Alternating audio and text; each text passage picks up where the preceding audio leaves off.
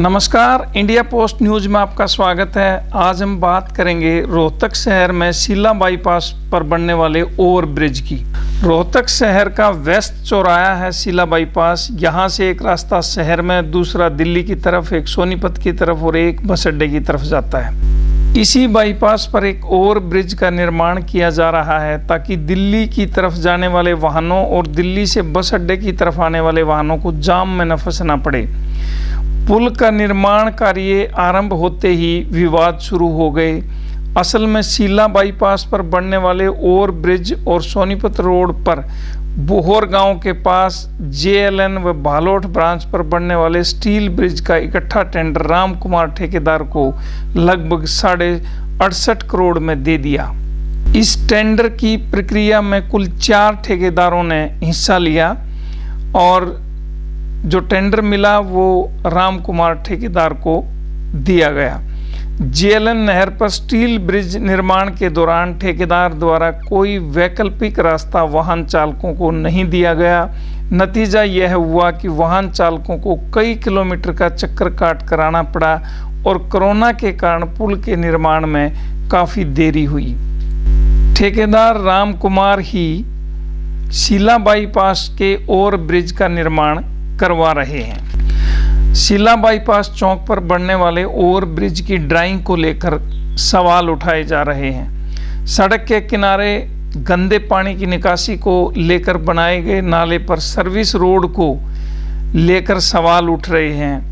यहाँ आसपास के जो बासिंदे हैं उनका कहना है कि जो गंदा नाला है उसके ऊपर सर्विस रोड बनाई जा रही है, जो बिल्कुल गलत है। सबसे हैरानी की बात यह है कि इस पुल के निर्माण में एक तरफ 8 पिलर बनाए गए हैं तो दूसरी तरफ 12 पिलर, यानी दिल्ली की तरफ पुल की लंबाई कम है। कम क्यों है, इसका अधिकारी सही जवाब नहीं दे रहे हैं। अधिकारियों का कहना है कि पुल का निर्माण ड्राइंग के हिसाब से किया जा रहा है। इस पुल की कुल लंबाई 748 मीटर है। सूचना अधिकार कानून के तहत पुल के निर्माण और इसके जो पिलर के बारे में जानकारी मांगी गई तो अधिकारियों ने बहुत गोलमोल जवाब दिए हैं।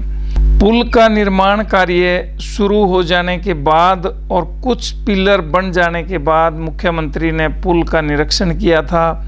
निरीक्षण के दौरान पुल की ऊंचाई को बढ़ाने के आदेश दिए थे। मुख्यमंत्री के मौखिक आदेश के बाद पुल की ऊंचाई भी बढ़ाई गई, लेकिन अधिकारियों का कहना है कि इसकी ऊंचाई नहीं बढ़ाई गई है। जो ड्राइंग पास हुई है उसी के आधार पर पुल का निर्माण किया जा रहा है।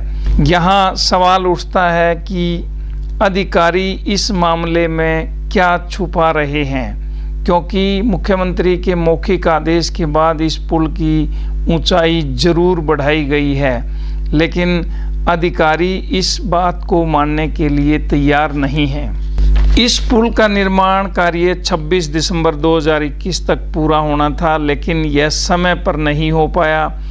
इसके बारे में अधिकारियों ने कहा कि ठेकेदार पर टेंडर की शर्तों के अनुसार कार्रवाई की जाएगी। पुल निर्माण को लेकर अधिकारी सही जानकारी देने से बच रहे हैं। इससे ये बात तो साबित हो जाती है कि मामले में कहीं न कहीं गड़बड़ है। अधिकारियों का जोर इस बात पर है कि किसी तरह पुल का निर्माण हो जाए और इसे यातायात के लिए बहाल कर दिया जाए। फिर जो भी सवाल होंगे वो वाहनों के शोर में दब जाएंगे।